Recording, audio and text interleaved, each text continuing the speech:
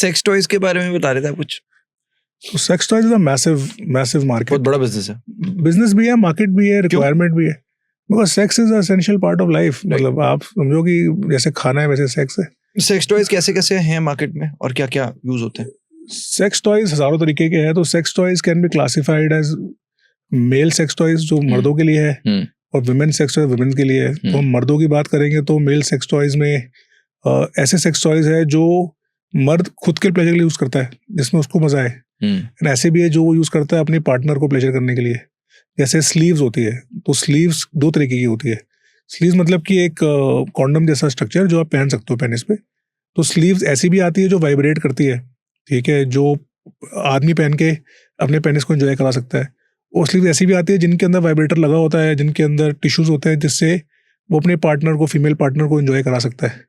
फिर जैसे butt plugs है, butt plugs are basically prostate massagers, ठीक है, जो आदमी अपने पीछे के छेद में डाल के अपने प्रोस्टेट को मसाज कर सकता है एंजॉय करने के लिए, डिस्चार्ज करने के लिए।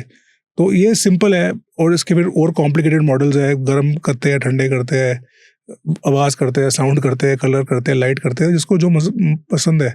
गरम ठंडे क्या टेम्परेचर होता है इनके अंदर। Some people want to be warm, some people want it to be cold, तो दे हैव टेम्परेचर सेटिंग्स कर सकते हैं अपनी एंजॉयमेंट के हिसाब से। तो जिसको जो पसंद आए। लड़कियों के भी वजाइना के रिलेटेड टॉयज आते हैं? लड़कियों के वजाइना के रिलेटेड भी आते हैं, क्लिटरिस के रिलेटेड भी आते हैं, और लड़कियों के क्लिटरिस क्या होता है? आपने पहले भी मेंशन किया, व्हाट इज क्लिटरिस?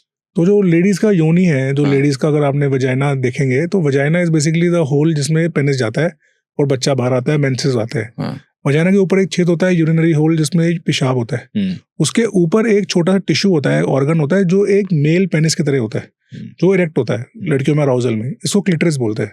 तो clitoris is like the female penis. मतलब जैसे मर्दों में लिंग होता है, लिंग टाइट होता है, फीमेल्स में क्लिटरिस होता है। जो भी एक ऑर्गन होता है इसमें ब्लड भरता है, वो भी टाइट होता है मतलब अराउजल के टाइम पे। तो जैसे मर्दों में पेनिस को, हमारे फैलस को स्टिमुलेट करके डिस्चार्ज होता है, उसी तरह फीमेल में भी क्लिटरिस को स्टिमुलेट करके ऑर्गेजम होता है। तो दैट इज द क्लिटरिस। तो क्लिटरिस को भी बहुत सारी फीमेल्स डिफरेंट तरीके से एनहांस करती है।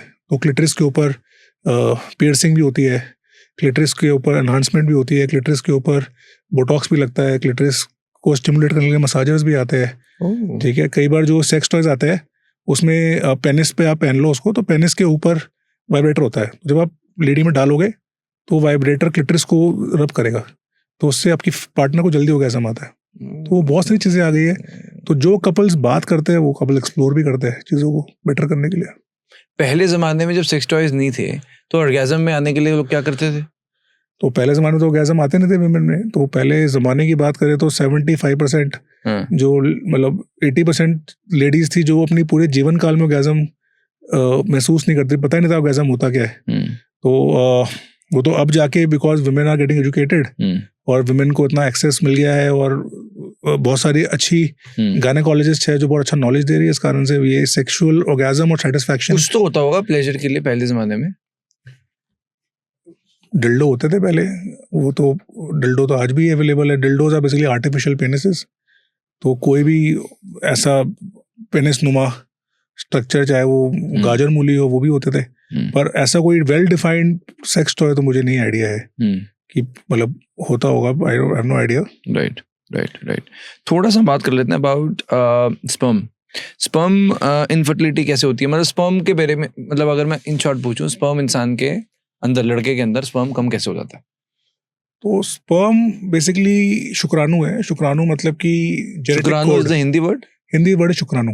वीर्य नहीं बोलते? नहीं, तो वीर्य इज द पानी, वीर्य इज द सीमन। अच्छा। तो बहुत कॉमन कंफ्यूजन ये है कि जो आप डिस्चार्ज कर रहे हो वो स्पर्म है। हाँ। ऐसा नहीं है। जो आप डिस्चार्ज सफेद पानी निकालते हो वो सीमन है। तो semen is basically a white liquid जो बेसिकली स्पर्म की नरिशमेंट के लिए होता है। तो सीमन के अंदर शुक्राणु तैर रहे होता है।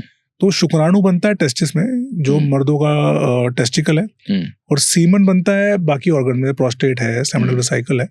तो नॉर्मली जब आप डिस्चार्ज करते हो तो उस सीमन में स्पर्म इंजेक्ट होता है और फिर पूरा का पूरा मटेरियल बाहर निकलता है।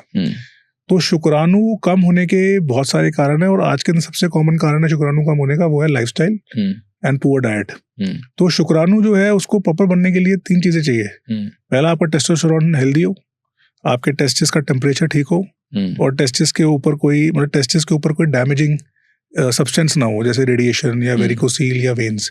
अगर कोई भी आपकी डाइट खराब है, टेस्टोस्टेरोन ठीक नहीं है, या स्मोकिंग, अल्कोहल है, लाइफस्टाइल है, क्रॉनिक सिटिंग है, तो इन सब चीज़ों से धीरे धीरे टेस्टिस में डैमेज होता है, इस कारण से स्पर्म काउंट जो है वो धीरे धीरे कम हो जाते हैं, कई बार इतने कम कि जीरो हो जाते हैं, जिनको एज़ोस्पर्म बोलते हैं, या जीरो स्पर्म।